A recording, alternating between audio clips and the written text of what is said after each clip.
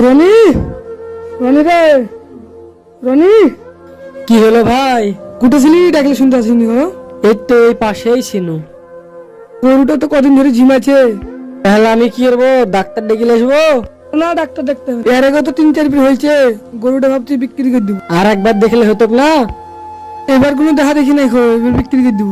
ঠিক আছে, তোমার যা ভালো মনে হয় তাই করো। এখানে আসলি তাহলে যা। ঠিক আছে।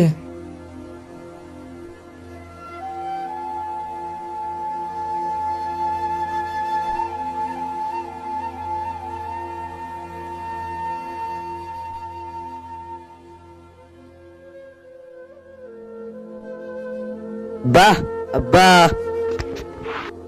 খুশির খবর আছে, বাইরে আসো। কিরে, কি হলো? দেখো আমি মেডিকেলে পাশ করে গেছি। আলহামদুলিল্লাহ, তাহলে তো ডাক্তারের স্বপ্নটা পূরণ হলো। হ্যাঁ আব্বা, আমার স্বপ্নটা পূরণ হলো আজ।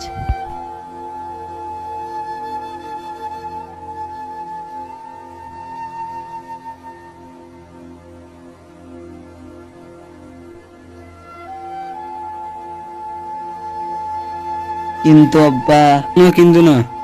ভর্তির প্রথমে 1.5 লাখ টাকা লাগবে তো। 1.5 লাখ টাকা? গরিব মানুষ, দিন আনি দিন খাওয়া, এত টাকা কোথায় পাবো? ঠিক আছে, তুই বাড়িতে, আমি দেখছি। ঠিক আছে। কি করবো? তাহলে তো কোনো উপায় নাই, জমিটাই বেচতে হবে। দেখি। এই কারোর টাকার অভাবে স্বপ্ন পূরণ হয় না। ছেলেটাকে চাকরি হোক, আমাকে সাহায্য করতে হবে।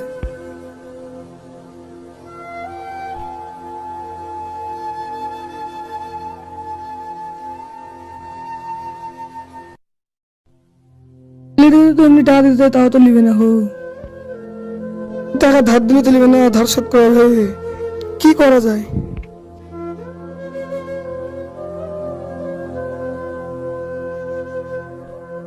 ভাই, গরু বেচা হয়ে গেল? হ্যাঁ, হয়ে গেছে। 70,000, বেশি টাকা না তো। ঠিক আছে।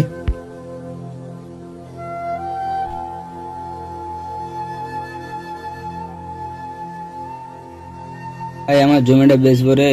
তোর তো জমি নাই। গাছ মারা গাছ লাগাই, আবাদ করে ওই জমিটাই বেচবো। টুক দিই তো তোর সংসার চলে। এখানে কি নিয়ে আলোচনা হয়েছে? বসেন বসেন। জমির আলোচনা হচ্ছে না, জমিটা বেচবো তো। আমি নিব জমিটা। কত টাকা নিব? 1,40,000 টাকা নিব। কি? 1,40,000? 1.5 লাখ টাকা নিব। বিকালে আমার সাথে দেখা করো। ঠিক আছে, থাক তাহলে, চলি কেন? যা। কিরে, কি নিয়ে আলোচনা চলো? জমির ব্যাপারে আলোচনা। টাকার বেশি গরম হয়ে গেছে। তোর 1,000 টাকার জমি 1.5 লাখ টাকা দিয়ে কিনলো।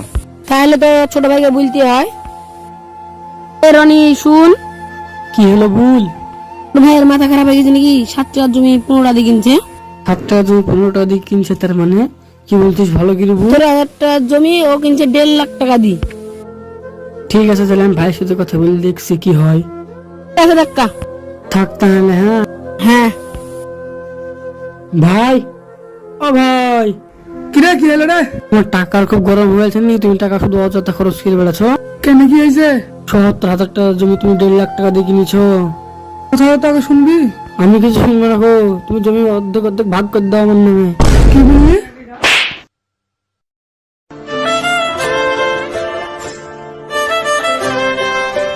শুন, ওই পাড়া মাহাতো ছেলে ভালো রেজাল্ট করেছে। কার ভাবে ভর্তি হতে হচ্ছে না। ঠিক আছে ভাই, আমার ভুল হয়ে গেছে। সিজা ভাই, তুমি এত ভালো। কোনো ব্যাপার নাই, আসো ঘরে আসো।